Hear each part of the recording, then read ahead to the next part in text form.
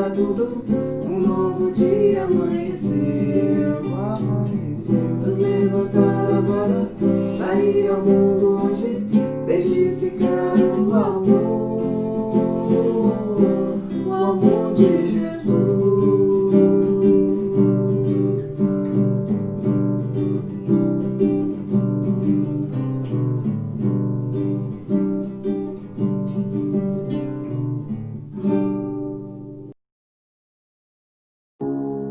Oração da Redenção. Senhor, que eu não espere receber do outro aquilo que não encontro em mim. Que eu seja capaz de perdoar infinitas vezes mais do que sou de magoar. Que eu entenda e aceite que as coisas não são como eu gostaria que fossem e por isso mesmo são perfeitas. Que eu tenha tanta coragem de amar alguém como tenho de defender meus ideais. Que eu perceba que ter não representa o meu ser. Que eu nunca aceite que sobreviver seja o mesmo que viver. E que eu seja luz, mesmo quando meu coração for escuridão.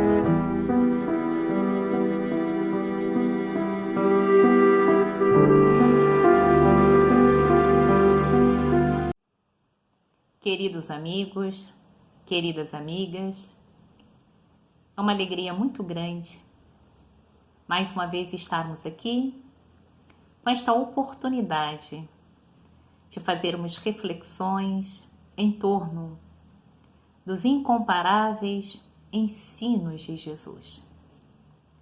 Trazemos como tema o amor como lenitivo das dores. E para desenvolvermos esse assunto, escolhemos o conto No Caminho do Amor, que está no livro Contos e Apólogos, pelo espírito Irmão X, médium Francisco Cândido Xavier. Nós vamos lendo trechos e vamos fazendo as interpretações de acordo com as nossas possibilidades. No caminho do amor. Em Jerusalém, nos arredores do templo, adornada mulher, encontrou um nazareno de olhos fascinantes e lúcidos, de cabelos delicados e melancólico sorriso, e fixou estranhamente. Arrebatada na onda de simpatia, a irradiar-se dele, corrigiu as dobras da túnica muito alva, colocou no olhar indizível expressão de doçura e deixando perceber nos meneios do corpo frágil a visível paixão que a possuíra de súbito, abeirou-se do desconhecido e falou ciciante: jovem, as flores de Séforis encheram-me a ânfora do coração com deliciosos perfumes. Tenho felicidade ao teu dispor em minha loja de essências finas.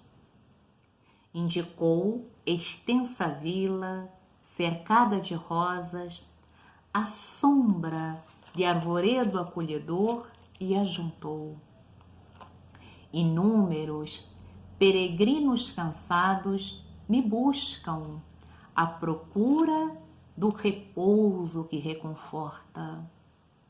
Em minha primavera juvenil encontram o prazer que representa a coroa da vida. É que o lírio do vale não tem a carícia dos meus braços e a romã saborosa não possui o mel de meus lábios. Vem e vê. Dar-te-ei leito macio, tapetes dourados e vinho capitoso.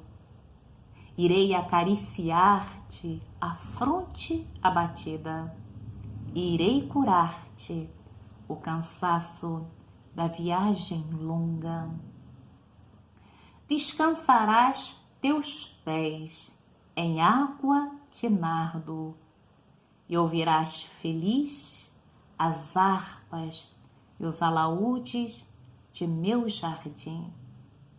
Tenho a meu serviço músicos e dançarinas, exercitados em palácios ilustres.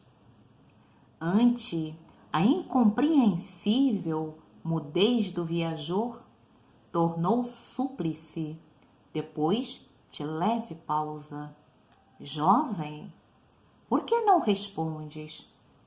Descobri em teus olhos diferente chama, e assim procedo por amar-te. Tenho sede de afeição que me complete a vida. Atende, atende. Vamos interromper e vamos então fazendo algumas excursões por esse conto intitulado No Caminho do Amor. E todos nós nos encontramos no caminho do amor. Alguns mais adiantados, com conquistas jamais internalizadas, outros mais na retaguarda, mas o amor constitui a essência mesma da vida. Neste planeta em que estamos matriculados, planeta de provas e expiações, a forma como nós concebemos o amor é ainda próxima de impulsos, de instintos, de sensações. Mas à medida que nós formos evoluindo, esse amor vai ganhando dimensões mais belas, vai ganhando contornos mais libertadores. Em O Livro dos Espíritos, na questão 766, Kardec pergunta: a vida social está em a natureza? Essa necessidade, de nós estarmos em convívio com o outro, isso faz parte da nossa natureza?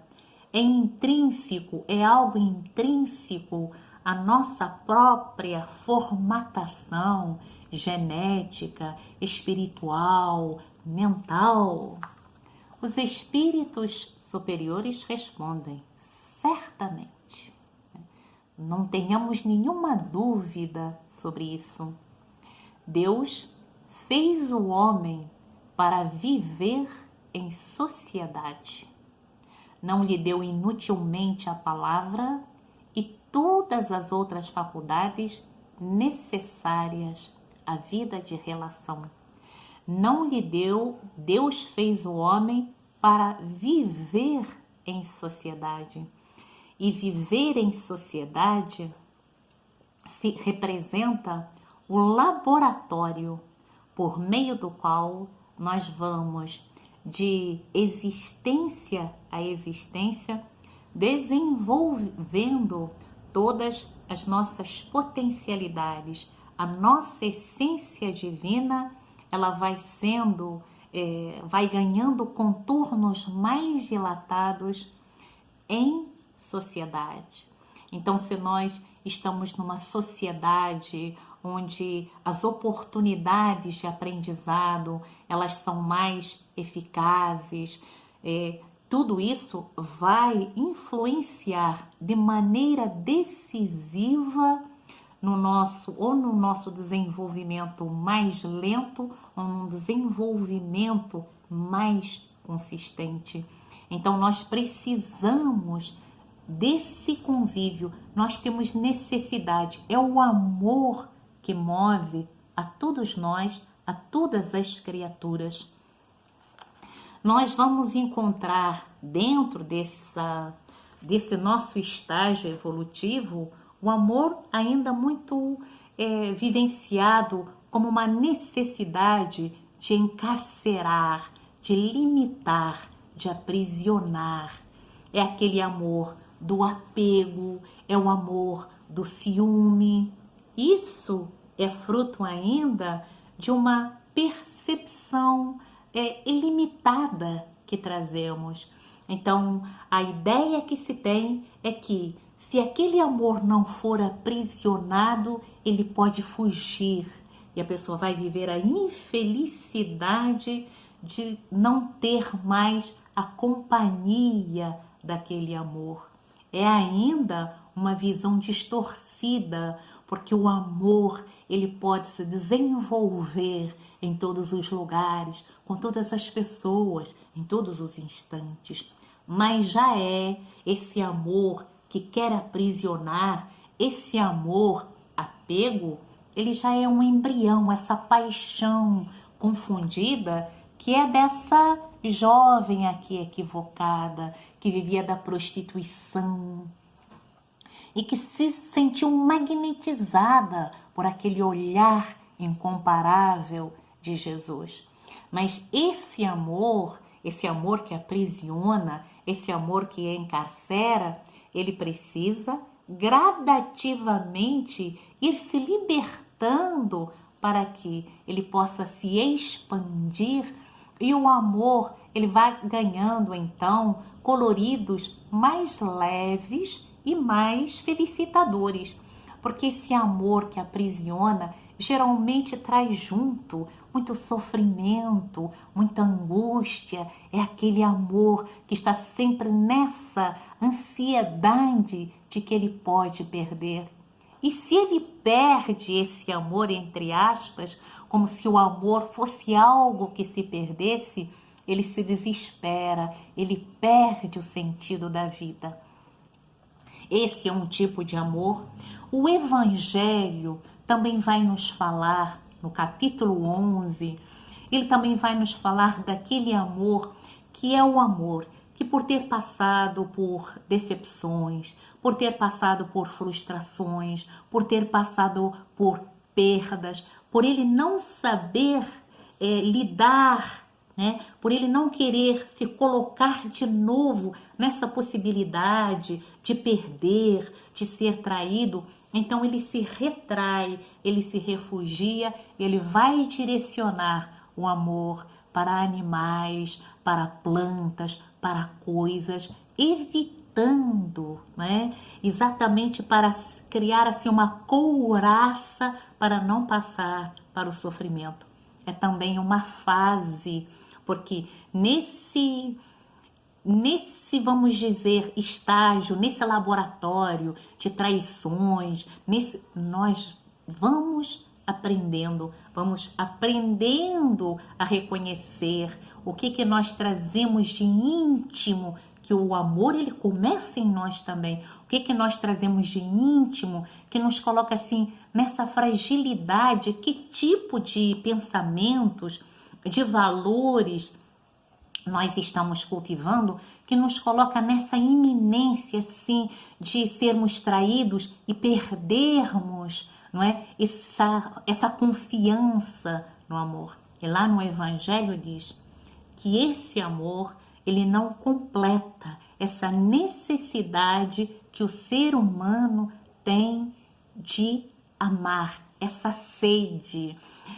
O Evangelho vai chamar, assim, essa misantropia, vai classificar essa postura, né, que ela é conhecida, que ela está categorizada em muitas criaturas de misantropia, aquele que se fecha, aquele que se recusa a ter convívios com outras pessoas para não sofrer. Mas também esses estão no caminho do amor. Estamos todos no caminho do amor. Em que estágio é que nós estamos? Precisamos identificar isso para saber quais são as lições que nós precisamos acelerar para nós nos libertar. Porque quanto mais nós estamos distanciados do amor, mais sofrimentos nós atraímos para nós. Mais sofrimento, mais distanciamento do amor verdadeiro. O amor, muitas vezes, né, ele também vai ser canalizado nessa ambição desenfreada, numa ambição desregrada. Essa necessidade de amor, ela é canalizada para as coisas, mas isso traz frustração, porque as coisas, elas não são capazes de trazerem, de devolverem a alguém a afetividade, essa energia que alimenta a vida e que faz com que a pessoa se sinta plenificada. Por isso nós vamos encontrar pessoas que estão abarrotadas de tesouros materiais, mas que elas trazem essa vida causticada, ressequida por dentro, porque o amor, ele não encontrou, ele está como se fosse um dique represado dentro delas. O amor, ele foi canalizado, ele foi desviado. É como se fosse um rio que não tivesse tido o seu fluxo natural. Ele criou uma passagem, ele forjou uma saída, mas essa saída, ela não conduz à felicidade verdadeira, aquilo que o ser humano, dentro do seu íntimo, ele anseia de verdade. Nós também vamos encontrar, né, o amor, quando ele é canalizado, ele é represado, ele é direcionado na arte. Então vamos encontrar vidas de artistas que eram vidas cheias assim de dificuldades, vidas muito decadentes, se olharmos o contexto social, mas eles se planificavam na criação, né? Pelas poesias, nós temos aí escritores, nós temos grandes romancistas, temos poetas, nós temos músicos de vidas muito difíceis, mas eles interiormente acabavam se alimentando desse amor pela arte. Era disso que eles se sustentavam, porque o amor, ele é um sustento para a vida. Quanto mais ele for canalizado para algo que possibilite retomar a essência divina que nos caracteriza, mais ele sustenta, mais ele alimenta. Nós vamos encontrar ainda em O Livro dos Espíritos, Kardec pergunta: qual seria para a sociedade o resultado do relaxamento dos laços de família? Uma recrudescência do egoísmo. Quer dizer, nós teríamos um agravamento dessas pessoas que elas só pensam nelas, né? Nesse sentido de que pouco importa aquilo que o outro passe, aquilo que o outro sofra, não é? A satisfação dos próprios instintos, a satisfação individual é o que importa. E é na família que nós desenvolvemos os laços de amor, que nós vamos aprendendo, porque o amor verdadeiro, ele vai aprendendo a renunciar, não para perder, porque nós temos um conceito equivocado de renúncia. A renúncia, ela está assim diretamente relacionada dentro dessa compreensão ainda de um padrão vibratório menor, sempre a perda. Mas a renúncia, quando ela é bem entendida, ela significa perder, entre aspas, para ganhar algo mais superior. Aceitar abrir mão de uma coisa para, em compensação, vislumbrar outra porta de valores. Então, quem está aprisionado, vamos trazer aqui um exemplo, quem está aprisionado a essa forma de amor muito sensação, a esse amor muito apego, se ele aprende a renunciar, ele vai abrir outra janela de sua vida em que ele vai conhecer múltiplas formas de amor, né? Que ele não precisa ficar ali naquele sofrimento terrível sempre. Quantas pessoas fecham seus olhares para a luz da vida, que elas se esquecem de trazer alegria, de irrigar o seu íntimo com alegria, porque elas perderam um ente querido. Não que isso num primeiro momento não traga essa dor de separação, né? E essa separação, ela pode ser pela partida de alguém, pela morte do corpo, mas também pode ser um outro tipo de partida. Alguém que resolveu ir para um outro lugar, alguma separação afetiva, de cônjuge. Então, alguém que perdeu, entre aspas, ela se encarcera e se esquecendo de que a vida, ela é múltipla de oportunidades. A dinâmica da vida, ela nos coloca 24 horas por dia em possibilidades de criarmos outras formas do amor. Então, nós estamos no caminho do amor.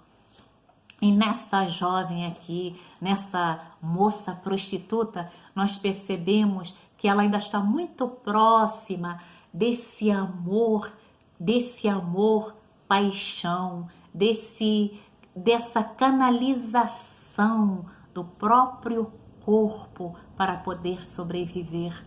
E ela, de uma hora para outra, né, assim, como diria Vinícius de Moraes, de repente, não mais do que de repente, ela vislumbrou, sem conseguir interpretar isso, ela vislumbrou alguma forma de amor que ela nunca pensara em existir.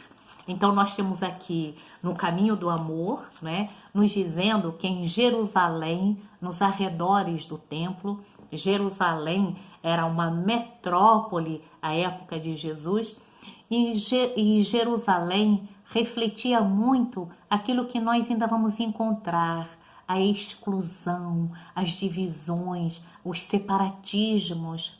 Então, e o templo, porque aqui diz em Jerusalém, nos arredores do templo, né, em torno do templo, mostrando, caracterizando esse templo, que não é um templo para fazer a religação, né, para possibilitar, para ser uma escola onde as almas elas vão treinar, elas vão estudar, elas vão aprender o caminho de fazerem essa ligação com o amor na sua essência mais plena, com o amor divino. Não era esse templo, era o templo de pedra a que Jesus tantas vezes vai se referir, e ele vai dizer: em 3 dias destruirei esse templo de pedra. E nesse templo de pedra, esse templo que excluía, esse templo que acabava por também cultivar essas separações, essa mulher prostituta, ela não tinha vez, era nos arredores do templo, trazendo exatamente, caracterizando aquela sociedade que era uma sociedade ainda infeliz. Porque quanto mais separações sociais nós temos, quanto mais divisões, né, nós percebemos, mais sofrimentos se caracterizam. Porque o Evangelho, o tempo todo, né, ele vai nos dizer que são naturais as diferenças. Diferenças sociais são naturais, diferenças em termos de beleza são naturais. Os mais diversos tipos de diferenças, elas tipificam exatamente as múltiplas possibilidades de aprendizado. Não são as diferenças que incomodam, são as divisões, são as exclusões, são as caracterizações que nós ainda fazemos de acordo com o nosso olhar de excluir, de marginalizar, de não aceitar o outro, o que também caracteriza as deficiências que intimamente trazemos de não sabermos lidar com as nossas sombras. E nessa Jerusalém de exclusões, nessa Jerusalém onde os templos, eles não eram escolas de alma, onde os templos, eles não traziam essa porta aberta para que as almas aprendessem o caminho do amor, para que as almas aprendessem a descobrir a sua essência divina, o seu eu crístico. Nessa Jerusalém, essa mulher prostituta, ela representa exatamente, ela é um símbolo da prostituição. Ela era uma prostituta, mas ela simboliza essa prostituição, porque essa mulher, ela transitava de um lado para o outro, porque a prostituta, na verdade, ela era uma prostituta de luxo, ela tinha entrada, ela tinha passagem livre por aqueles setores sociais mais altos, porque aqueles mesmos que a marginalizavam, que a excluíam, que não permitiam que ela colocasse os seus pés dentro do templo, eram eles que na calada da noite a sustentavam e mantinham o luxo. E essa prostituta, muito bela, rica, possuidora, mas essa prostituta que tinha coisas, que tinha um belo corpo, que tinha homens que se colocavam aos seus pés, ela era carente. Ela era carente de amor. Porque o que nos alimenta, o que nos sustenta, o que dá sentido à nossa vida é a energia do amor. O amor para nós é um tônico que nos vitaliza.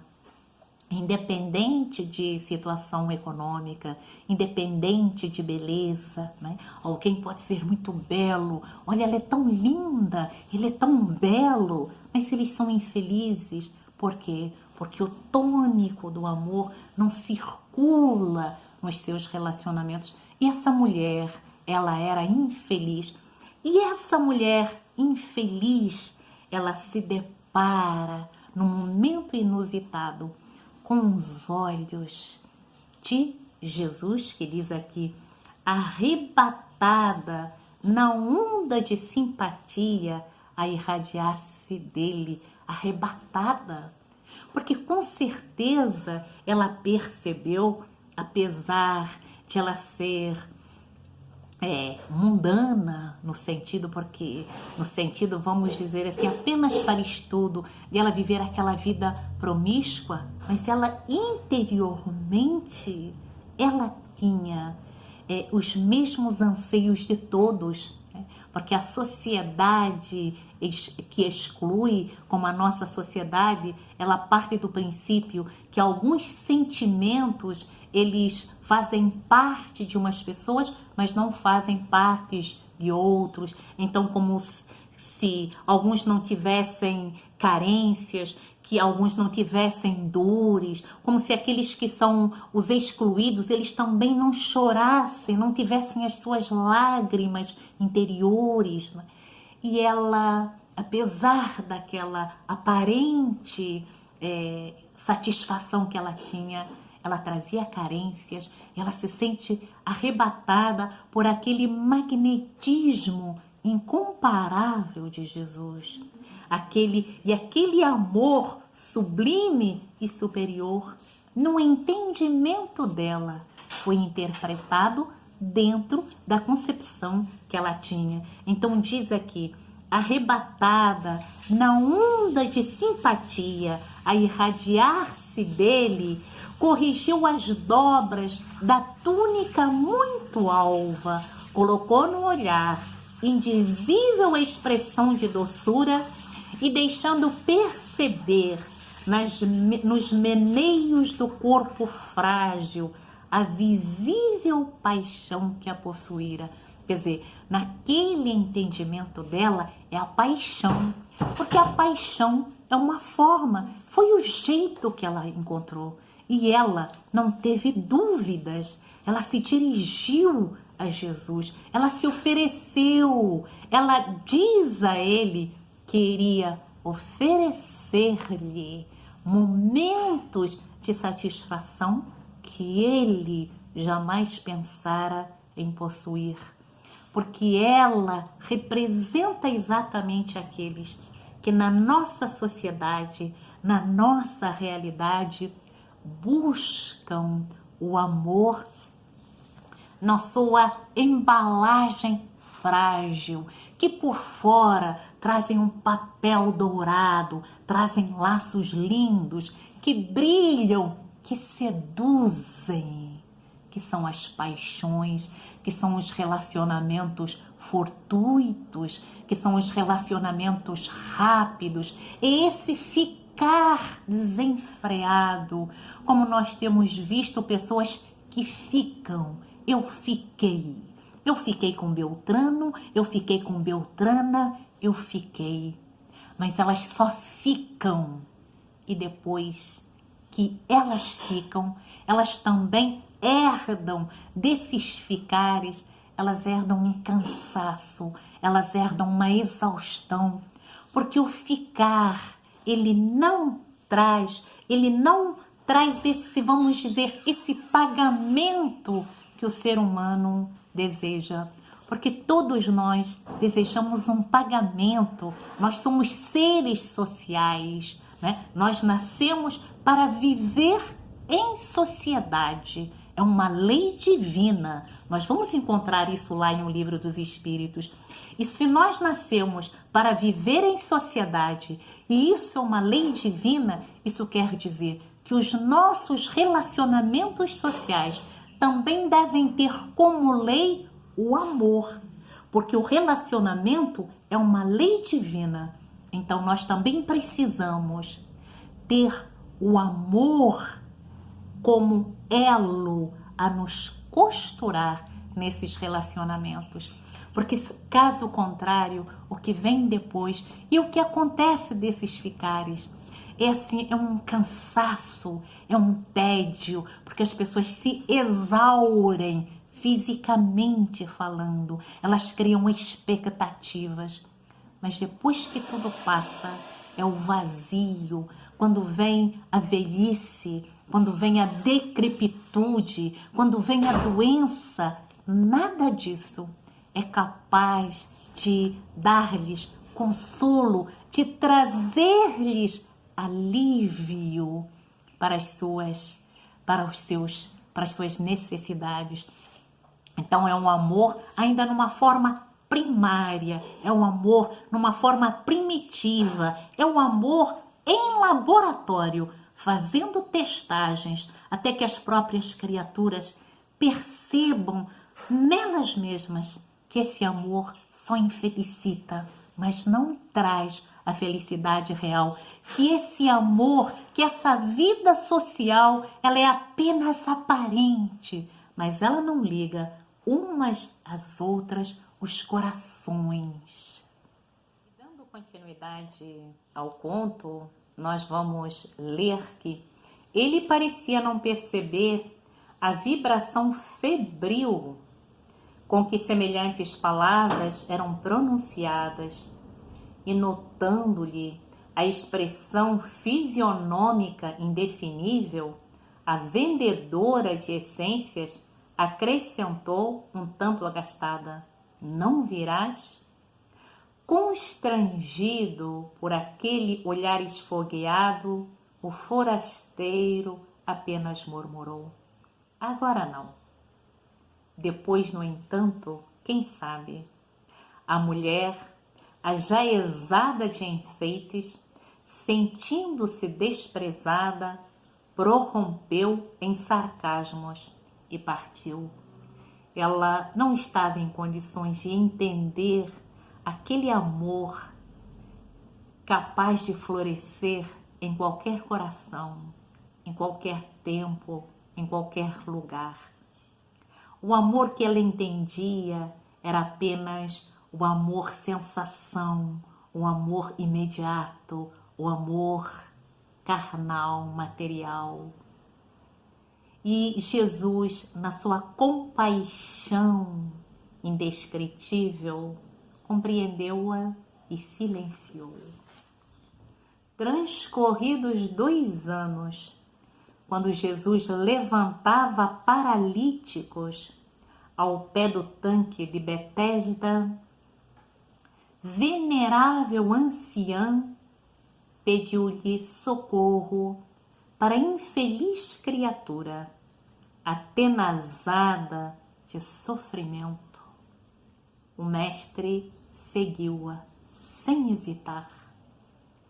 Num pardieiro denegrido, um corpo chagado exalava gemidos angustiosos.